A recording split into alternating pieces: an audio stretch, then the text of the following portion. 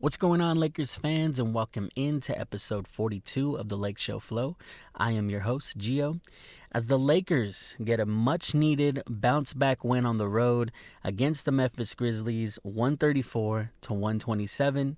Before we get into today's game, I just want to say, if you're new here or you've been here, please support the channel, leave a like on the video, subscribe to the channel if you are new, and leave me a comment. Let me know what you think. But as I said, the Lakers get a much-needed, important bounce-back win after the absolute just meltdown that happened in Chicago just a couple days ago. I didn't even record a podcast. I made the conscious decision to just say, you know what, that's one of those games that you need to toss out of your mind, just like the team had to. They had to just, even LeBron said after the game, he said, this is the NBA. You got to just let it go. And I mean, he was responsible and he did take ownership for his blunders at the end, but I don't know. After that game, I was like, you know what? I'm just gonna let it just, the more I talk about it, the more it still exists in my head, and I didn't want to live with that. But honestly, if I want to get this podcast really going, I should have recorded a video. Maybe it would have been a good one because I would have been able to just vent and let out some emotion that this team causes. But anyways, let's move on to tonight. Next time I will end up recording, no matter how brutal and how painful a loss can be. But for now, let's focus on the Lakers and the Grizzlies tonight. As I said, a very important win. The Lakers needed this win in order to gain at least a game ahead of the Memphis Grizzlies. They already owned the tiebreaker. No matter what happened tonight, they would have the tiebreaker, but getting the win basically just gives you another advantage to secure that 4 seed at the bare minimum, right? There's still other games at play here. They do play Houston on their next game, so that's going to be a good one, and it's going to show how you measure up against another team in the West that's battling right now for position. And if they beat Houston, then they could keep winning and outwinning Houston. They could somehow, by a miracle, end up as the number 2 seed. Not really expecting it. My expectation right now is at least the 4 seed, possibly the 3rd. But as I said, in this game, it wasn't pretty 100%. They went up by 20 points at one point. Things were looking good. They were rolling, right? But as we saw in Chicago the other night, the Lakers just love to just give away leads. And it doesn't matter what quarter it is, because this game, I don't know what it is about them in third quarters. They just don't like third quarters. I don't understand. It's just a curse, and it's been a thing even during the Darvin Ham days. I don't get it. And see, now I'm working myself up because I'm reliving that Chicago game a little bit. They didn't even fall apart in the third in that one. It was actually the fourth quarter. But either way, they find a way to give away leads. They find a way to underperform in the third. It wasn't all messy, though. I mean, the big three of Austin Reeves, Luka, and LeBron, they all combined for 85 points. And Austin was the most efficient of the three, which is very impressive. Austin Reeves wasn't even guaranteed to play in this game. He was questionable until today when they upgraded his status to probable, and he ended up playing, right? But he had turned his ankle in the last game, and he's been kind of up and down with these injuries, and it seems like something happens almost every game with him. And same thing with Luka. They both just tweak something. I think it's just their aggressive style of like looking for contact. But Austin Reeves ends up being the most efficient of our big three. He ends up basically carrying this team in a way. And Luka wasn't as efficient. He still put his points up. And then LeBron as well. Just both of them were just not that efficient. But Austin was the beneficiary. The most impressive thing about this big three is the fact that all three of them can rebound the ball, because they can all hustle on the glass. And then they can also distribute the ball. So to me, that's the most impressive thing, because you can be a star scorer. Like, there's a lot of those in the NBA, but we happen to have 3 really good playmakers and then hustlers on the offensive glass. I mean, the defensive glass, sometimes offensive, but that's key, especially when we don't have a big man right now, like a star big man, or, Jackson Hayes is Jackson Hayes. There's going to be games where he is rebounding. There's going to be games where he's just not. And there's going to be games where he puts up 19 points, and it happens. But we can't rely on that type of big man presence that we used to have when Anthony Davis was here.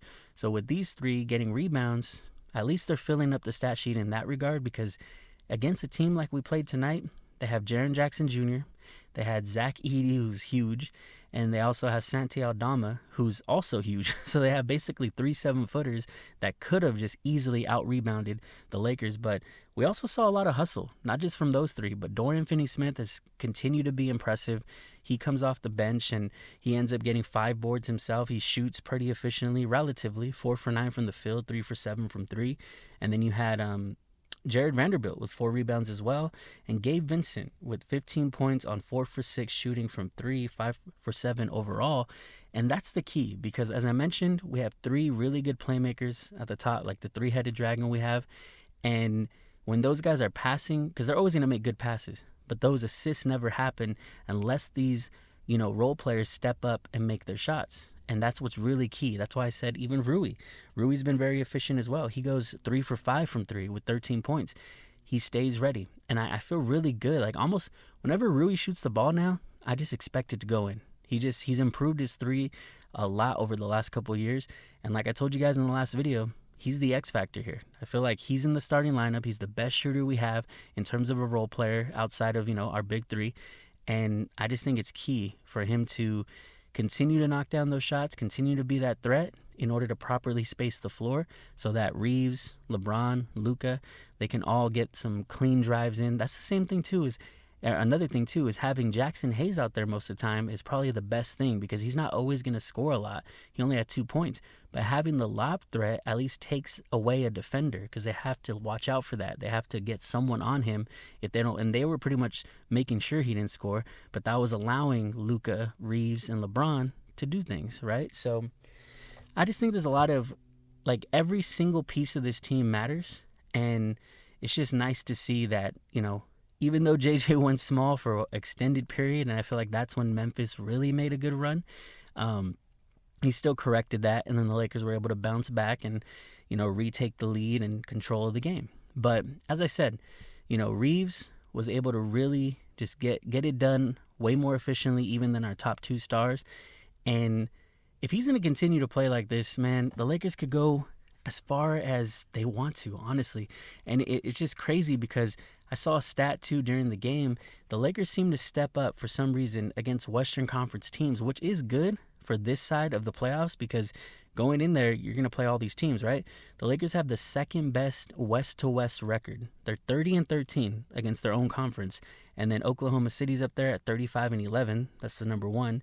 But then you have Denver at 29-17, Houston at 27-17, and then Minnesota at 30-19. So the Lakers seem to enjoy playing their own conference. Maybe it's because, I don't know, the weather's relatively more similar around here. I have no idea what goes into that, but they play really good against the West. And they seem to struggle against the East, but we don't got to worry about that until or if they end up making it to the finals. But like I said, this game wasn't all sunshine and rainbows. One of the main things that bothered me is the Lakers, they need to be the aggressive team. They need to be the aggressors in terms of getting inside the paint. Instead, it seemed like today they were more focused on scoring threes, and they were going down. But, I mean, it's not going to happen every time like that. Memphis should not be outscoring you in the paint. I mean, I know they have bigger players, but I don't know. I think the Lakers need to establish their paint presence a little more rather than trying to be a three-point shooting team. But it worked out tonight. And maybe against Memphis, it can continue to work. It's not like they have the most, scary perimeter defenders in the league. So it could be a strategy that works out if the Lakers can get more uncontested shots and, the role players continue to get comfortable.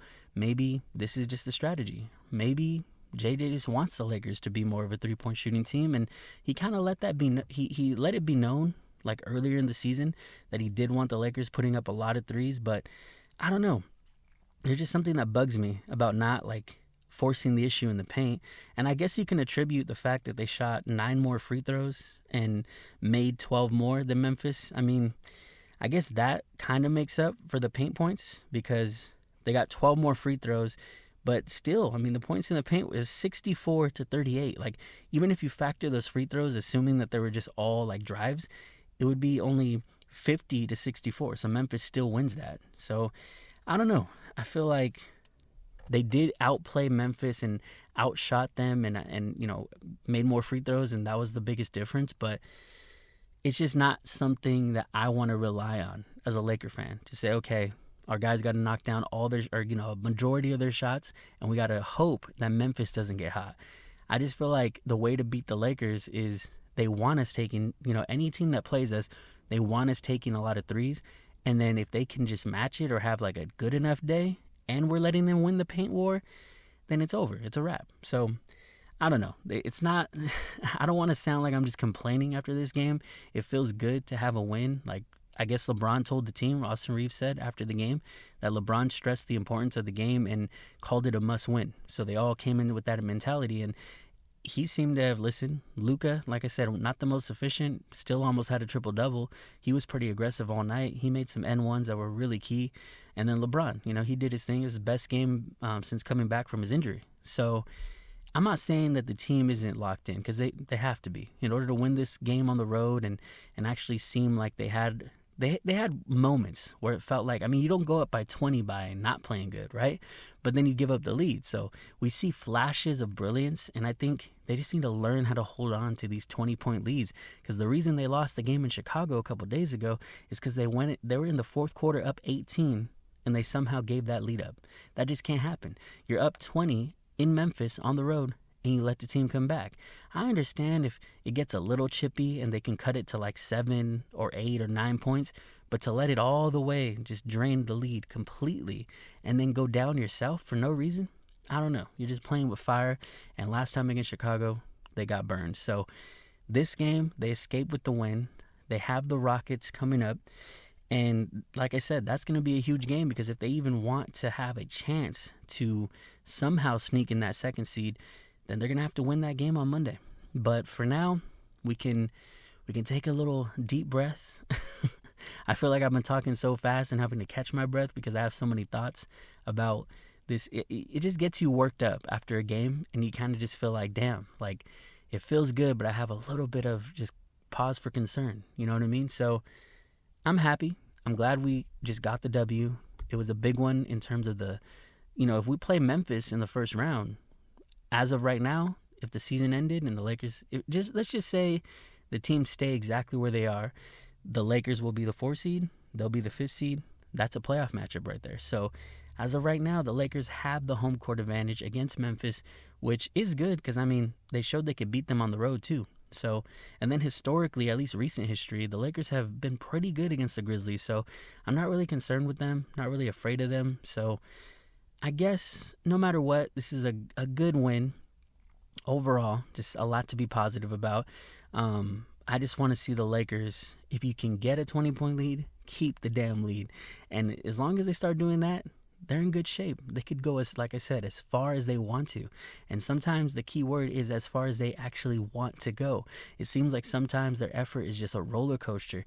I heard someone talking, I think it was Alan Slewa. He was saying that the Lakers sometimes they play like they're better than they are, like they think they're better than they are. They start rolling the ball on the inbounds, just trying to waste a little clock. It's just so like the arrogance that they play with sometimes is aggravating because you have to have some humility and you have to keep your foot on the same speed that you're on, sometimes even more. Accelerate a little further. You need to be able to just, if you have a lead, keep the lead and then extend the lead. Don't lose it, So that's the frustrating part about this team. But going forward, I like their chances.